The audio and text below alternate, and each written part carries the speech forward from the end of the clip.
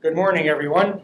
First, I'd like to say how happy we are to be here, and it's nice to be back to see some old faces that we haven't seen for a long time, and to meet some new folks too. I can remember sitting around tables just like this, eager to have my turn bashing the feds and undermining other provincial ideas to make my ideas look better. So it's just great. All that and getting paid too. What a job. So it was great fun. But we had a lot of laughs, and the nice thing about it, we always had a beer at the end of the day, and we're great friends. So I made a lot of really good friends over the years around the crop insurance table, and had a lot of good experiences that have really helped me in my consulting career afterwards, after I left the AFSC. What we're going to talk today about is actually one project. There are two that are kind of linked, but one project that we're going to talk about today is using satellite imagery to actually estimate pasture production so that we could actually insure ranchers on their own individual ranch. Okay, so that would be a bit of a move away from an area-wide satellite program or ensuring pasture on a weather station backdrop. The first project, both are funded from the federal government's agri-risk initiatives under Growing Forward 2. The first one, the pasture satellite one, is actually championed, if you will, or sponsored by the Canadian Cattlemen's Association. The hydrology one, which I won't speak about much, but it is indirectly linked, is the Alberta Federation of Agriculture. So what are we really trying to do here with this ranch-specific pasture insurance? Well, the purpose is really, as I'd said, just to see if we can actually use satellite imagery to measure pasture production at the ranch level. Okay? So to actually sort of make pasture insurance much like wheat or barley or canola insurance is the objective. The challenge is to actually get a good correlation between what the satellite is giving you for information and what you can see on the ground for actual grass production. And you have to get that at the same resolution. Some of the satellites operate at 1 square kilometer, some 250 by 250, some down to maybe 50 meter resolution. Well, how do you actually get a grass sample for 1 kilometer? Or 250 by 250, or even 30 meters square? How do you actually get the grass sample? So the trick is that we're finding, and we're working with AFSC quite a bit on this, is to use a spectrometer that is calibrated to the MODIS satellite. We've picked the MODIS satellite to use. And that spectrometer takes a 1/2 meter resolution off on the ground. And if you clip the pasture from that very same 1/2 meter resolution, then you have theoretically a spectrometer reading of an NDVI, normal vegetative, difference vegetative index, and a bag of grass from that same 1/2 meter. So you have an X from the spectrometer and a Y from the grass. If the spectrometer is in fact calibrated to the satellite as it's supposed to be, then that X to Y that you're getting from the spectrometer in the grass would apply to the satellite. That's the theory, okay? And what if this works, what does it really mean? Well, it would mean that you could actually invent a 10-year, 15-year average of pasture production on an individual ranch. You could measure the current year's production on that ranch to that average, or normal expected production. You could set a trigger, payout, and you could insure based on that ranch production. As well, you could also, because you're using satellite imagery, you could actually check the area around the ranch, maybe 50 miles out, 100 miles out, something like that, and see if that drought is a very widespread drought. If it is, then you could also design a trigger that would increase the rancher's coverage in those situations, because they may have to bring in hay from a long distance. The cost of hay might shoot up dramatically, or they may have to truck their cattle in somewhere, and the cost of trucking is very high. Okay, so it would be an individual trigger because of the ranch specific, but also perhaps an area-wide trigger that would get added onto that. These are the areas we're working on actually to do some of our field research. We have 7 sites. AFSC has had 7 in the past. We've added 4. The 4 we have are in square boxes, so they're red boxes, and the AFSC sites are in the green triangles. Our volunteer ranches there are named, and we like to thank them whenever we can to acknowledge that they're helping us out. Okay. By the way, the Edelston Ranch, Darcy Edelston, northeast of Wainwright, has the best, by far, the best answering machine message I've ever heard. I've actually phoned Darcy up when I need a laugh and tell him, don't answer the phone, Darcy, I'm going to phone right back, just to hear the answering machine message. It's that good. Okay. Sample site layout. We've actually done this project for 3 years. This is our 3rd year. In the first year, we were very concerned about how we set the thing up. We weren't really sure what the results were going to give us. So we really wanted to check out this spectrometer to make sure it was calibrated to the satellite, and we really wanted to know exactly where we were actually taking our samples. So we actually worked closely with AFSC and actually got our 4 ranches, and inside each ranch we got 2 MODIS pixels, 250 by 250 square areas. Every time this satellite passes over the Earth, it always takes those same 250 by 250 blocks all the way as it's always going. So as long as we knew we were inside one of them, okay, we could actually go in and set up our sample sites inside the MODIS pixel. That way we could calibrate and make sure our spectrometer was giving us NDVI readings that would be very similar to the MODIS satellite as it was going over. We actually set up cages the first year because we wanted to check whether or not there was a difference on how the satellite was measuring grass, the relationship between X and Y, grass relationship, on land that the cattle were grazing or not. So does grazing actually impact it? Okay, because of course the cattle are there and eating the grass all the time. So we wanted to check that out. And we actually wanted to check out things like, is there a difference between winter pasture and summer pasture, and a few things like that too, okay? So we actually set our sample sites up in this configuration, and it's very important to follow a pattern because with the spectrometer that we're using, when you turn it on, it's constantly reading. It reads light coming from the sun down, and it reads on another sensor, and we'll have a picture of it, light bouncing, reflecting back up from the ground. The difference between the two is what's absorbed. So the NDVI is a relationship between what's absorbed and what's reflected, okay? So you need what's coming down, what's reflected, the difference is the two is absorbed, and then you get your equation from that, or your NDVI score from that. So what we're trying to do then is make sure that we're inside this MODIS pixel in the first year. But when you turn the spectrometer on, it's always on. You could walk across a gravel road, it's going to give you a number. You could put it over the table, it'll give you a number. It's always on, it's giving you a number. It's only when you push the record button and store, does it store the exact number at that time. And now you have one number stored. So if you're out and you're doing a bunch of different setups and samples and you have 15 bags of grass at the end of the day, you want 15 stored numbers, not 14. So you got 14, which one bag of grass is not which lined up with the number, right? You got 15 numbers, 15 bags of grass. You also need to know that you're going in a certain pattern because the first number has to be the bag of grass that you've actually recorded as grass bag number 1. So we actually go to the center site first, north, east, south, west. So do 5 cages, and then we go center, open, north, open, east, south, west. So we have 10 in that case. Each cage here represents a month. In the first year we took clips. We set our cages up in May, and we did clips in June, July, and August. The next year, the second year, our cages were already there, so we did clips in May, June, July, and August.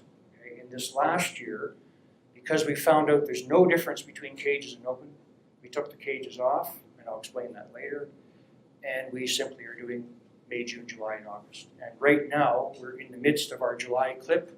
So yesterday we were in our volunteer site east of Medicine Hat. Tomorrow we go into the mountains west of Claresholm to do our site there. So we're actually taking the clips this week. Is everything coming through on the translation and the mics okay, by the way?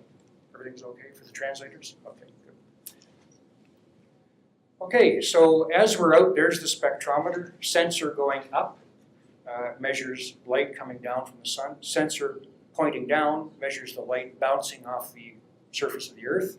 Difference of the two is absorbed, so it's absorbed and reflected is what we're looking at.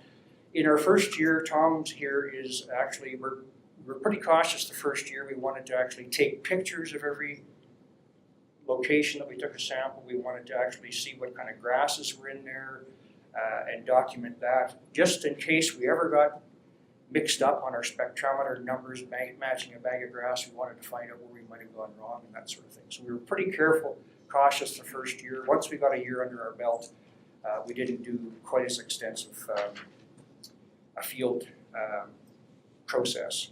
But we take a pre-clip shot. There's a 1/2 meter metal ring. You can just see it under by Tom's right hand there leaning on the, there's a metal ring down there. So we use sheep shears, sharpened sheep shears, and we actually cut the grass equal to the top of the metal ring and put that in a bag. So we know, for example, we would have written on one bag would be the Edelston Ranch, Site 1, Summer Pasture, Center Caged. And we know that that's where that was. Then we have North Caged, East Caged, that sort of thing. So we always know that we have the bag of grass lining up with the proper spectrometer reading. Okay. The walk around, what we did there is Mackenzie would first take the shots where we were clipping, but then she would actually go out and walk around the actual Motus pixel, inside the Motus pixel, but walk in, over that, and take about 80 shots. We didn't take clips there, just about 80 shots. And the idea was that if we averaged 80 NDVI shots randomly taken in the Motus pixel, it should give us very close to what the Motus satellite's average NDVI for that Motus pixel would be. Okay? So that was the test. And we had, I believe, 44 Motus pixels, Tom, that we did the first year to compare the spectrometer to the satellite. Now, we were out there, obviously, on the day we went. We phoned Stats Canada, let them know when we were going to be out there. They saved all the images for that week, 2 weeks, whatever, for the Motus satellite, for those very specific Motus pixels we were in. So we knew we actually had the Motus number, average number for that Motus pixel from the satellite the day we were out there, or the closest day. Now, we weren't expecting to get 100% correlation, because it may not have been the exact same day. There might have been some cloud cover or something, so it might have been the next day or the next day for the Motus. And of course, we only took 80 random shots. If you divided a 250 meter by 250 meter block into 1/2 meter sections, there's a lot more than 80 in there. We just took 80 and averaged them, right? Then we went on and what we do then is we actually take the samples of grass to the Federal Research Station in Lacombe, and we dry them down to 0% moisture. The reason we do that is because you don't want it. It takes a while to sort this stuff, and you don't want any mold or any damage to the grass. Oddly enough, most people would think, if you dry that down to 0% moisture, how can you actually tell what's this year's and what's last year's? It maintains the color of the grass. Okay? So then we actually start to sort it, and this is the real time-consuming part of the project. You actually go in and you sort with tweezers the brown grass from the green grass. And you have to weigh the green grass in grams and the carryover in grams, the brown grass, and the forbs separately, because the satellite is taking an image of chlorophyll green, the NDVI. So you want to get a weight of green grass in that sample. Okay, so now you have a weight of grams from the 1/2 meter square, and you convert that up, you can roll that up later into pounds per acre. So the idea is you get a number from the satellite, and that number is between 0 and 1. Okay, so let's say the satellite gives you 0.67288479. What the heck is that? How many pounds per acre is that? So this whole exercise is to try and build a curve, a relationship between X and Y that says, if I see a number in the future that's 0.4297638 for NDVI, I think that means this many pounds of grass. That's the whole idea, okay? Anybody that would like, has some spare time, would like to sort, we could train you very quickly. It takes about 2-3 hours to sort 1 bag of grass. We sorted last year, how many, Tom? 800? Not a fun job. The reason why I think this study has never been done anywhere else in the world is because of sorting. You can get lots of satellite numbers sitting behind a desk, but if you can't get that green number at the end of the day to match to it, you got nothing. So this is the spectrometer reading, and you can actually see on the spectrometer it's not just NDVI that we get, because there's many different readings of light. And Tom has tested EVI2, soil adjusted index, that sort of thing. NDVI is giving us the best results. The other two are close, but very close, and not even statistically different in a lot of ways. But NDVI seems to be the most often used in the literature as well. The results, and I'm going to go quickly through the analysis. There's been a lot done that Tom's done, and Tom is doing the analysis part, and I'll get Tom to chip in here whenever he would like. This is the results of the spectrometer. Is the spectrometer calibrated to the satellite? Well, remember I said we never expected a 1. R squared 0.95. That's good. In any kind of field research, if you're over 0.9, you do a jig of joy. 0.95, the spectrometer is definitely calibrated to the satellite. We checked it again the second year, got about 0.93, I think, Tom. So very, very well calibrated to the satellite. So that gives us confidence then that if we can build an X to Y relationship using this spectrometer and a bag full of grass, it's going to apply. That same X to Y will apply to the satellite flying over. Okay? And we'll be able to interpret the NDVI from the satellites as we're able to interpret the spectrometer reading. Rick, just a brief comment. Just on this, Rick mentioned there's two main different sources of difference between what the Modus sees and what we got. Rick mentioned our walk around is 70 plus or minus an average of walk around values. The Modus has 62,500 square meters. So when you blow that up to a half square meter, you've got hundreds of that. So our sample, we're sampling 70 plus or minus 80 out of that. That's a potential difference. And one of the ranches in particular had trees in the Modus pixel, and we obviously didn't sample the trees. So there's also that possible variation. So we're pretty confident that they're highly aligned. Good, thanks, Tom. So after now this is based on 1 year's data, this presentation. Tom's got the second year's data in, and he might want to comment a bit on this.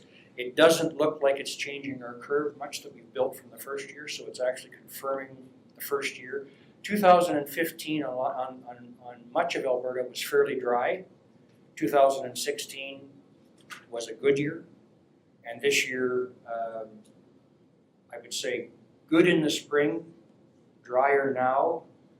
But in some ranches this year, Edelston's, in Wainwright and Burton's, the highest NDVA scores we've gotten so far. So varies quite a bit. But this is the shape of the curve that we're getting. We know from the literature there's no linear curve. It's got to be, it's a non-linear function. Tom used a double natural log function to get this curve. It's color-coded simply for the next table, just to show you where these NDVIs, when you get them, what do they convert into for pounds per acre? Tom, did you want to say something?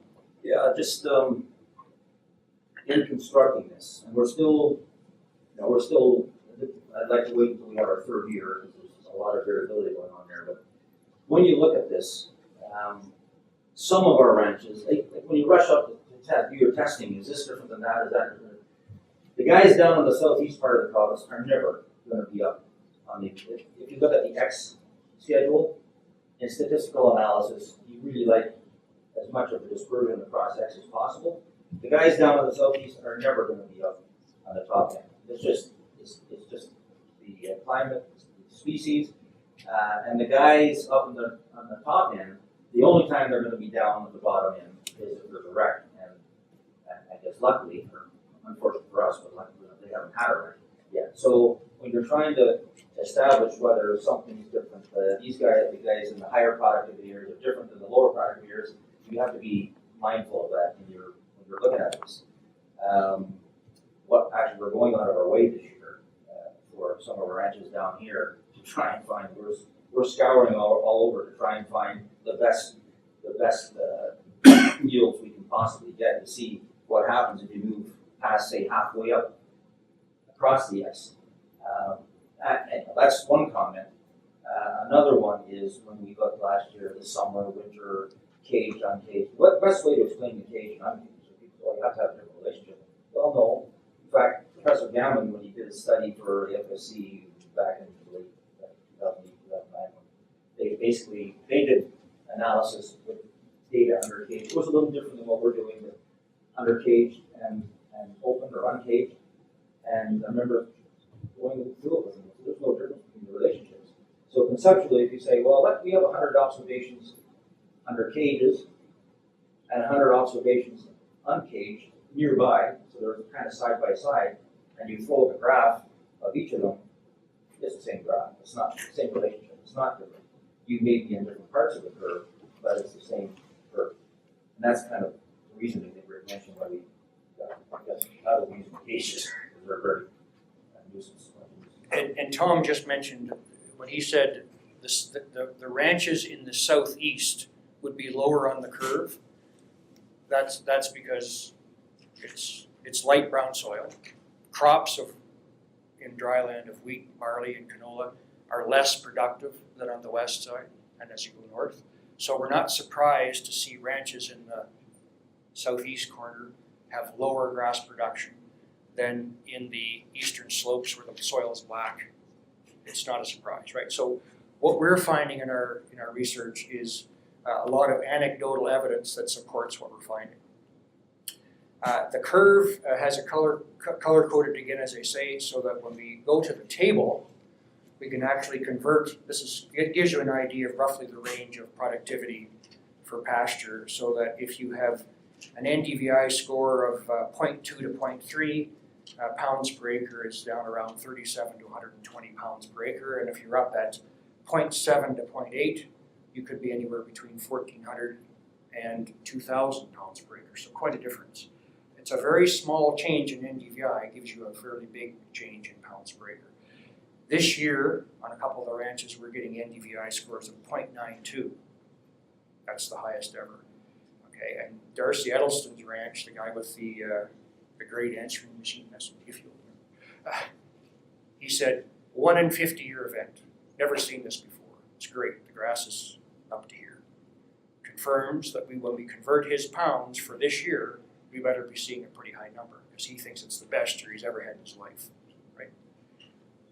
So now we actually take, and with AFSC's help, we actually had 11 volunteer ranches plus our 4 to give us 15. The 4 we were actually on their ranch collecting samples. Okay, that's how we got the curve. The other 11 we didn't go on their ranch. We just asked them to give us their actual locations for their native pasture. We went to Stats Canada and we got the modus pixels numbers for the last 30 years for their ranch. Remember, it's native pasture we're working on here. Native pasture, so it's always been in native pasture. So we have 30 years of records of NDVI. Some came from the MODIS satellite, some came from the satellite of Veer's satellite, but those can be spliced together very effectively from Stats Canada to give us 30 years. Yeah, just a comment. When we asked Stats Canada to go back 30 years, when they did their splicing, they said that at the pixel level, when we did the chart, the correlations were never less than 0.9, so they're pretty highly, they work together or align together. They also made the comment they hadn't looked at Veer's, which is the new or relatively new station. They figured it would be very, they thought it would be, they were pretty confident it would be very highly correlated as well with that. Sentinel, I didn't talk about, but and it's another comment. When we went back over a third, so we get legal land descriptions from these participants, and then you can imagine the MODIS grid is not perfectly aligned exactly. It's got its own. They just applied a couple of filters. It's just a little background information. It can be changed. We just said, well, let's say at least 75% of the mold space has to be in the legal land description. That was one filter that can be changed, and the other one is for pixels that are counted. Then at least 75% has to be grass, and they have a bog, trees, lakes, or water. There's a number of things they filter out. Of course, they can't filter out weeds. That's the filtering process just for information that we use. Okay, so what we did then, we actually went out to see the actual ranchers themselves, and we said, okay, you've given us your native land, or native pasture land locations. We've got the NDVI values from Stats Canada, as Tom described, with the filtering process. We're going to take our algorithm on the left, that was that same color-coded algorithm, and we're going to transfer those NDVI numbers that we got from Stats Canada for your ranch into pounds per acre and build a production curve for you. And that production curve goes from about mid-April to mid-September. So this is how each ranch, on average, a 30-year average production curve would look like. So if you're thinking of crop insurance for wheat, you could kind of equate this to my 45 bushel 10-year average, or something on which I'm basing coverage. This is the ranch's 30-year average pounds per acre of grass production. Okay, and you can see there's a big difference between some of these ranches. These are 5 ranches in the Hanna area. They're quite a bit different. They're not all the same. They have individual production curves. Our volunteer in this area happens to be the yellow curve. So we actually go down and he has an old lake bed, we think, that actually the snow melts and comes in there, and it's really, really good grass production. Okay, whereas other fellows around won't have that. So they're back. It's not that he's a better manager necessarily or whatever. They're all following the carrying capacity rules, we hope, for how many animals they put on their land. It's just that they actually have different curves. They'd have different production. So you could actually then think of building an insurance program that compares how any one year compares to this 30-year average. Here's the Lethbridge and Medicine Hat areas, 5 in Lethbridge, 5 in Medicine Hat. On the left-hand side, the Medicine Hat ranches, one stands out there. Why does that stand out? If we went back to that map,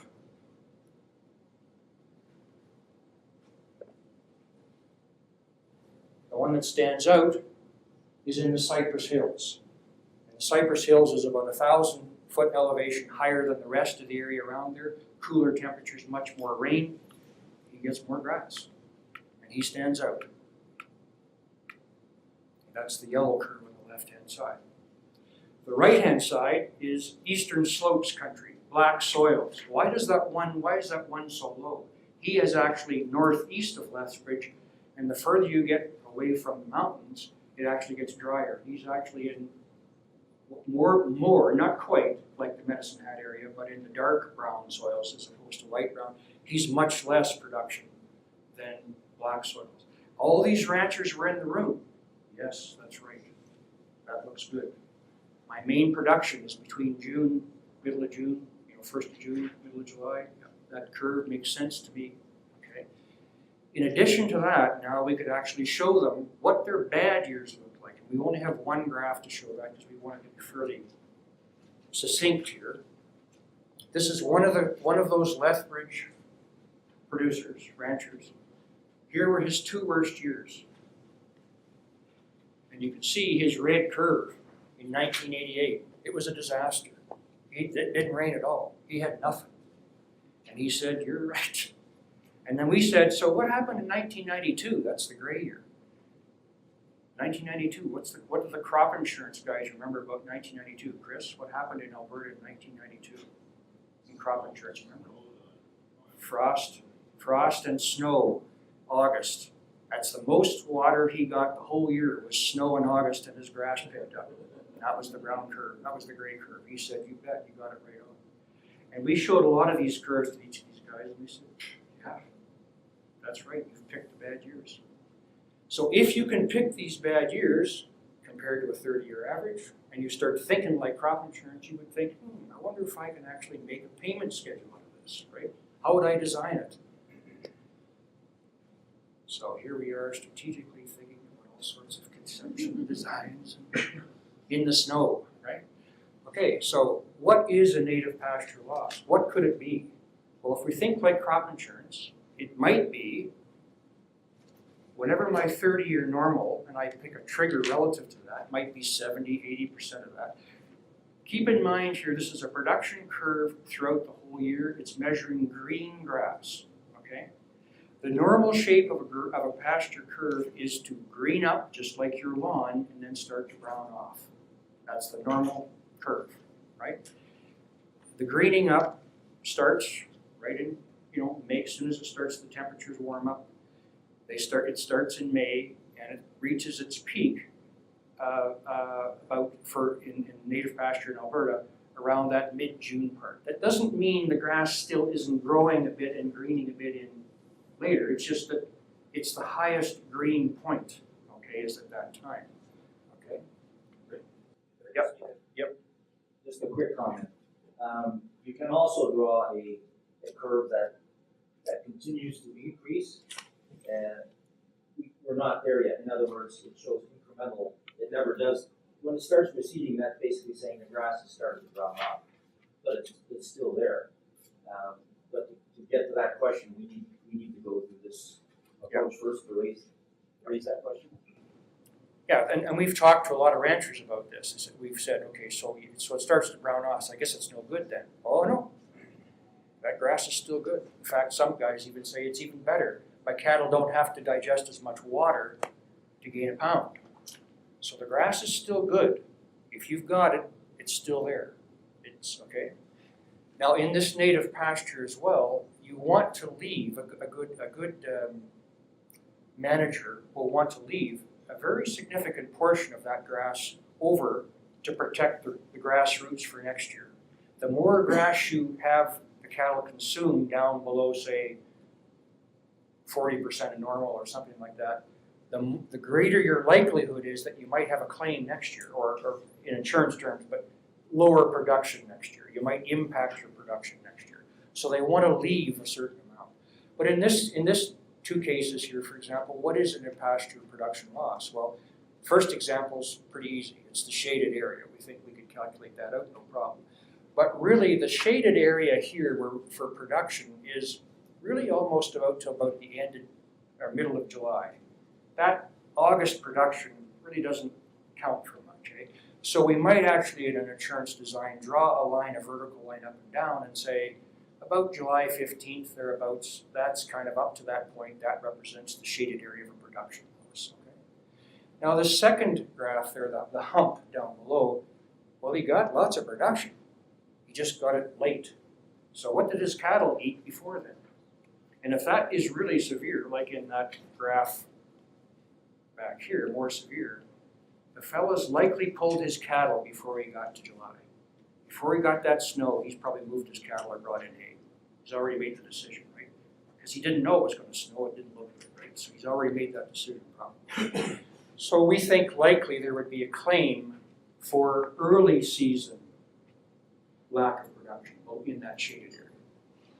We're not so sure, and we don't have a graph on, we're not so sure what would happen, as Tom said, if you've got lots of production early and then it browned off very quickly.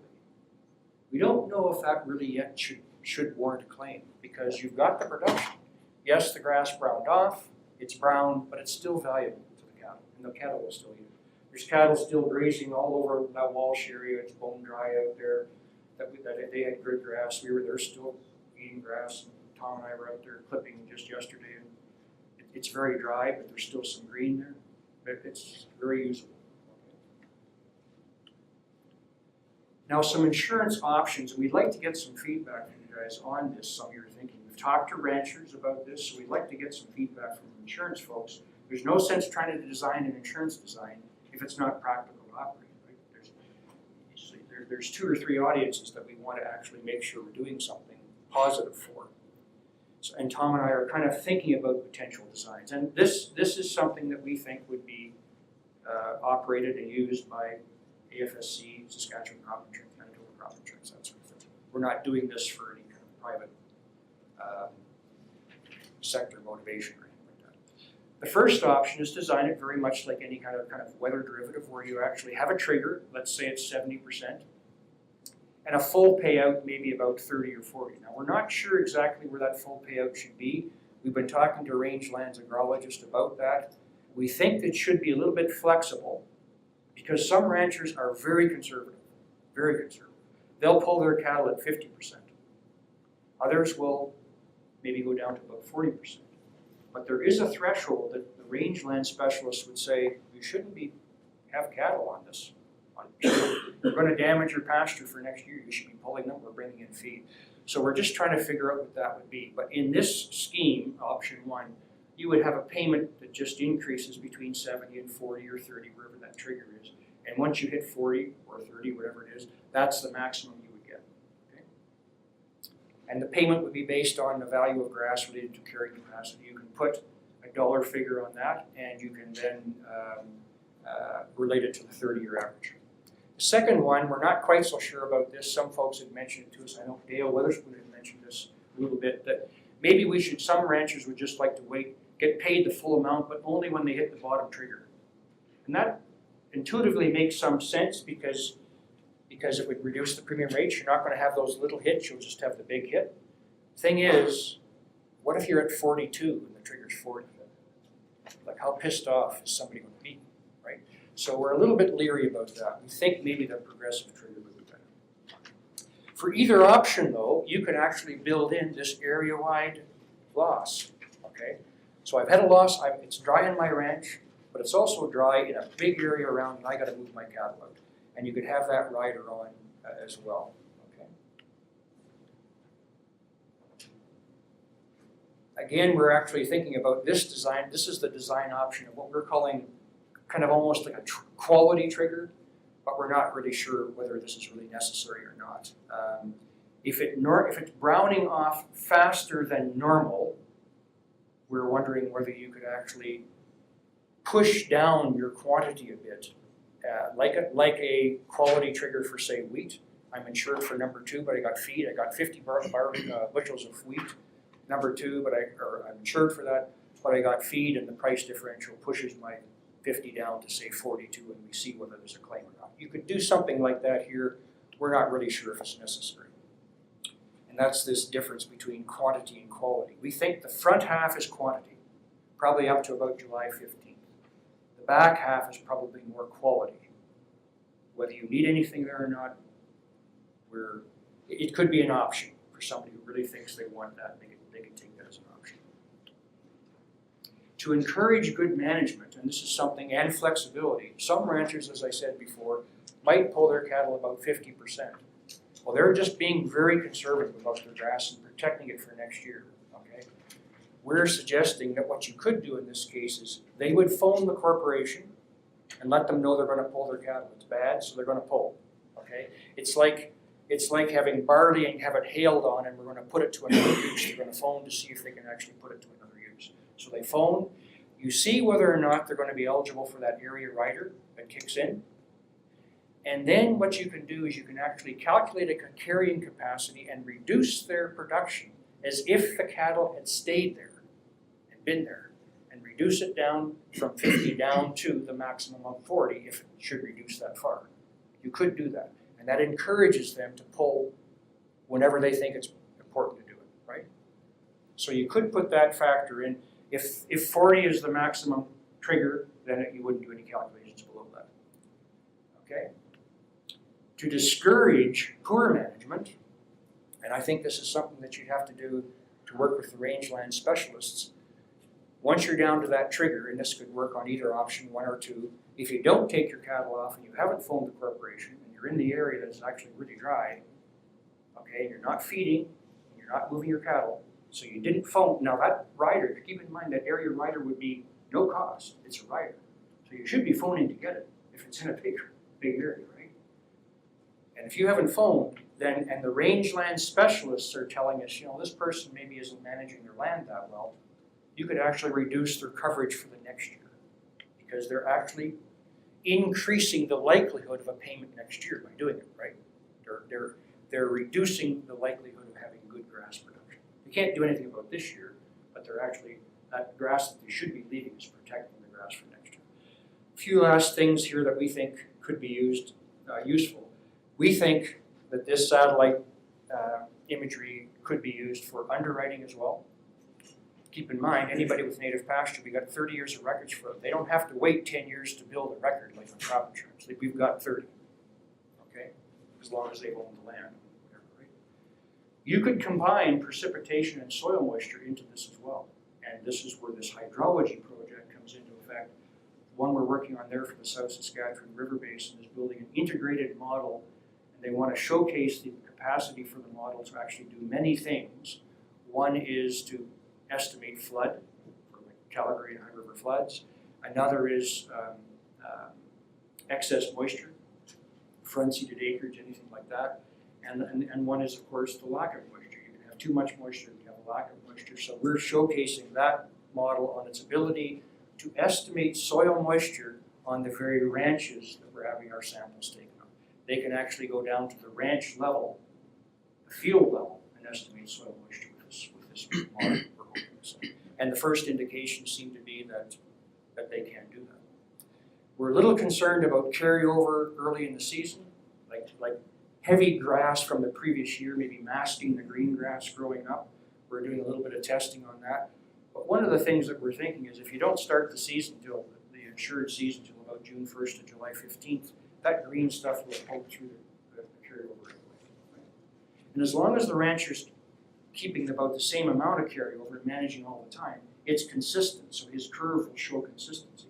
It's the thing is if they've done something abnormally different. So one case might be with Darcy Elston again this year having so much grass, a 1 in 50-year event, the cows can't eat it all. He doesn't go out and buy more cattle, they just can't eat it all. So he's going to have a lot of carryover next year. Will that cover the green grass coming up more so than normal and change the front end shape of the curve? Is one algorithm for native pasture enough? We've got that X to Y curve. Does it vary in different parts of the province? So far, it seems to be able to pick up the differences across the southern part of the province. Is native pasture an algorithm suitable for tame pasture? Well, we're going to try and test that out with AFSC a bit. How do you get around the cow cover? If there is any for satellites, you can go to a composite index, a 7 or 2-week index there. And I think that you could also use this soil moisture to fill in, as long as the soil moisture is equating to pounds per acre in showing the same type of curve. You could actually fill in cloud cover with the soil moisture. And we think that a web-enabled delivery and rancher interaction would be very useful. Something like what Avery's talking about for the Winter Index product, because even though the rancher might believe this curve and he thinks, boy, you guys have really figured out how to pick those bad years, he won't know what's happening this year.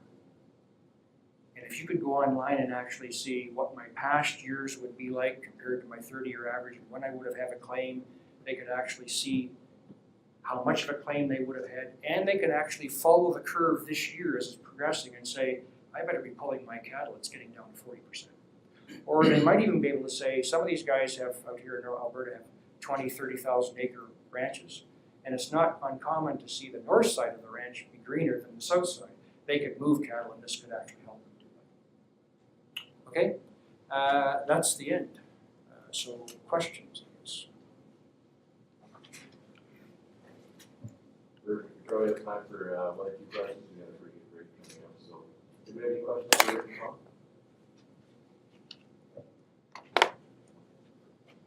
I'll channel my inner Tom here. I've got 2 questions. The first one is, okay, when I think about the production curve, right, that you're showing, so the curve that goes like that, and then if you have deductible, there's another curve that goes just underneath it. But then there's also the carryover that they should leave, okay, which is sort of, down 30%, some proportion of the original curve, right? So you sort of have these 3 lines. Do you think the payment function should potentially differ when production falls below that bottom line?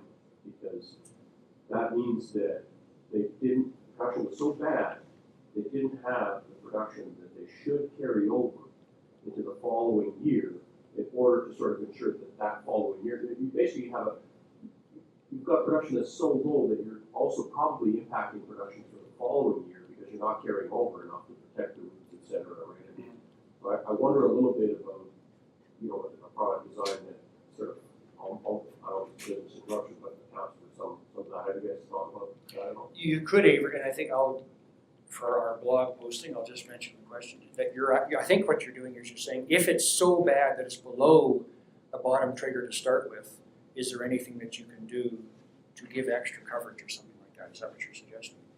Yeah, more or less, because I just think if you have to carry over 40% to have a healthy crop the following year, and you wind up with only production that's down, say, 20 or probably you're influencing next year's production as well, right? I mean, so your actual loss is probably greater.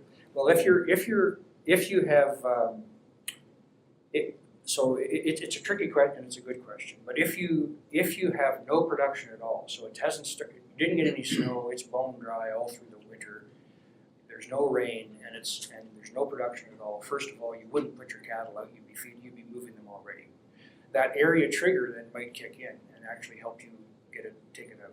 You could, if in a dire situation. I'm not sure what you would do though. You can't pay them more to get more grass. There's nothing they can do about it.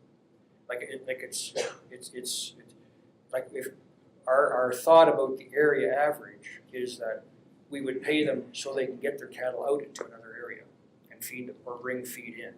Okay, but if it's so low, they should have done that now already. But they really can't. You really can't pay them anything to get more grass. They can't do anything. So in those cases, if it's that bad, okay, you would simply probably insure them next year at no extra you wouldn't reduce their coverage or anything like that. It's only if they forced it down so low by keeping cattle on, I think is all you can do.